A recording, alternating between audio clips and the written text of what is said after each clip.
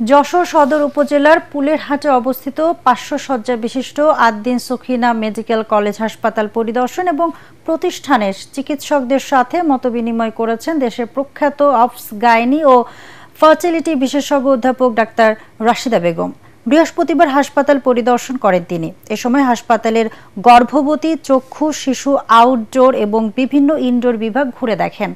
এর আগে হাসপাতালের কনফারেন্স রুমে মতবিনিময় সভা করেন অবস গাইনি এবং ফার্টিলিটি বিশেষজ্ঞ অধ্যাপক ডাক্তার রাশিদা বেগম। এ সময় তিনি জনসংখ্যাকে জনশক্তিতে পরিণত করার তাগিদ দেন। বলেন, শিক্ষার হার এবং নৈতিকতা সম্পন্ন মানুষ তৈরির বিকল্প নেই। এছাড়া আদ্দিন সহ সকল বেসরকারি হাসপাতালে IVF সেন্টার চালুর পরামর্শ দেন তিনি।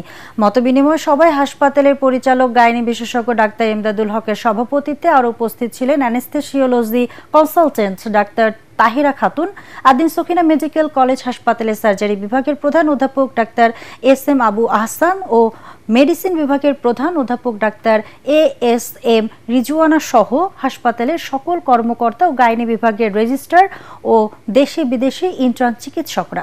জনসংখ্যাকে জনশক্তিতে পরিণত করলে আমাদের সবাই শিক্ষিত হতে হবে, সবাই নৈতিকতা সম্পন্ন মানুষ হতে হবে, যাতে সে ডেভেলপমেন্টে কাজ করতে পারে।